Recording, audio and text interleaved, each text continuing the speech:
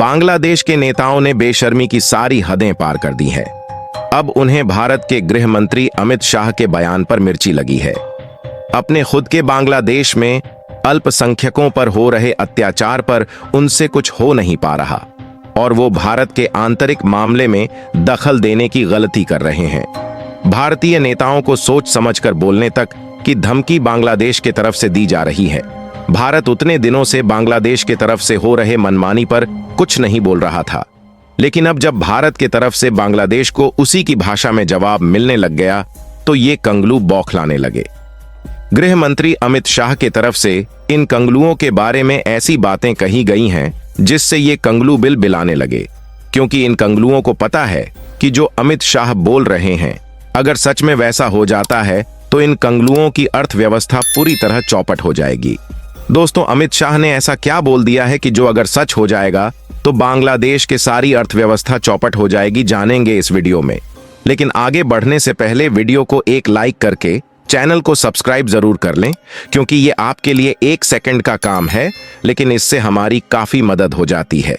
दरअसल भारत के पड़ोसी देश बांग्लादेश के तेवर कम नहीं हो रहे हैं। पहले बांग्लादेश ने राष्ट्रगान को लेकर भारत पर आरोप लगाया, जिसके बाद अब बांग्लादेश ने गृह मंत्री अमित शाह के दिए गए बयान पर नाराजगी जताई है। अमित शाह ने शुक्रवार को झारखंड दौरे के दौरान बांग्लादेशी घुसपैठियों को लेकर एक बयान दिया था, जिस पर अब बांग्लादेश देश ने कहा है बड़े पदों पर काबिज नेताओं को ऐसी बात करना शोभा नहीं देता। बोकारो की एक रैली में अमित शाह ने कहा था, राज्य में घुसपैठियों के लिए कोई जगह नहीं, वे हमारी बेटियों से शादी कर रहे हैं, जमीन हड़प रहे हैं और समृद्ध आदिवासी संस्कृति की विरासत को नष्ट कर रहे हैं।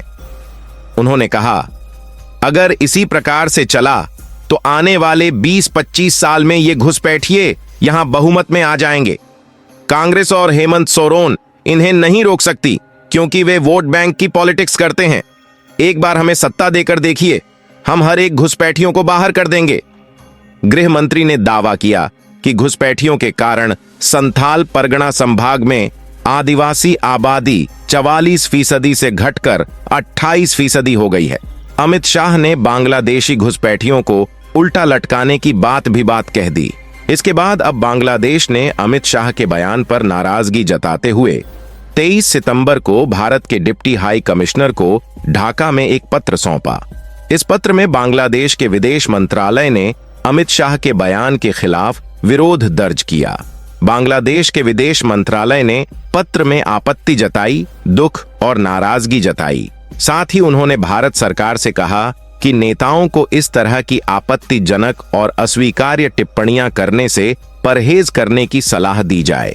साथ ही मंत्रालय ने कहा, पड़ोसी देश के जिम्मेदार पदों पर काबिज लोगों की तरफ से आने वाली ऐसी टिप्पणियां दो मित्र देशों के बीच आपसी सम्मान और मजबूत रिश्तों को कमजोर करती हैं।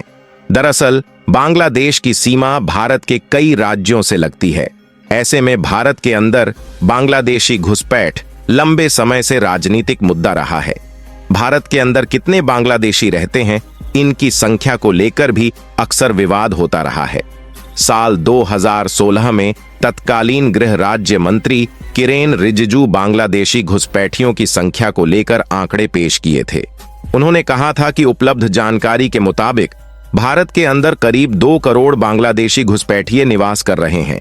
इसी बीच बांग्लादेश के विदेश मंत्रालय के सलाहकार मोहम्मद तौहीद हुसैन ने न्यूयॉर्क में भारतीय विदेश मंत्री एस जयशंकर के साथ बैठक की। बैठक में दोनों पक्षों ने आपसी हितों के मामलों पर संबंधों को आगे बढ़ाने पर सहमति जताई। लेकिन सोचने वाली बात यह है कि बांग्लादेश के तरफ से कभी भी ये स्वीकार्य नहीं किया जाता है कि बांग्लादेशी नागरिक बॉर्डर पार करके भारत आते हैं। वो इस बात से साफ मना कर देते हैं। अमित शाह के बयान से बांग्लादेश को मिर्ची इसलिए भी लगी है क्योंकि उनको पता है कि अगर भारत बांग्लादेशी घुसपैठियों पर रोक लगाता है तो इससे बांग्लादेश में आर्थिक संकट उत्पन्न हो जाएगा, क्योंकि बांग्लादेश की जो आर्थिक स्थिति की मुख्य रीढ़ थी उसकी टेक्सटाइल इंडस्ट्री, जो कि अब धीरे धीरे बंद हो रही है। बांग्लादेश में टेक्सटाइल और गारमेंट उद्योग वहां की अर्थव्यवस्था के लिए बेहद महत्वपूर्ण है और यह इस देश की निर्यात से होने वाली आय का 80% से ज्यादा है हिस्सा देता है। देश की जीडीपी में इसकी हिस्सेदारी 11% है। बांग्लादेश में कपड़ा उद्योग 45 अरब डॉलर का है और इससे 40 लाख से ज्यादा लोगों को रोजगार मिला हुआ है। टेक्सटाइल इंडस्ट्री के बंद होने के कारण भी बहुत से बांग्लादेशी लोग भारत में घुसने का प्रयास कर रहे हैं ताकि यहां उन्हें रोजगार मिल सके। अगर भारत सरकार पहले से मौजूद 2 करोड़ बांग्लादेशियों को बाहर निकालकर वापस बांग्लादेश भेज देती है तो इससे बांग्लादेश में रोजगार की संकट उत्पन्न हो जाएगी, जिससे बांग्लादेश की आर्थिक स्थिति और भी बिगड़ जाएगी। बांग्लादेश की भीख मांगने की नौबत आ जाएगी। इसीलिए अमित शाह के बयान पर बांग्लादेश को मिर्ची लगी है। दोस्तों, आपका क्या कहना है? क्या अमित शाह जी ने जो कहा है वो बिल्कुल सही है? नीचे कमेंट करके जरूर बताएं। इस तरह के और भी वीडियो देखने के लिए चैनल को सब्सक्राइब करके बेल आइकन को ऑल पर सेलेक्ट कर ले। जय श्री राम।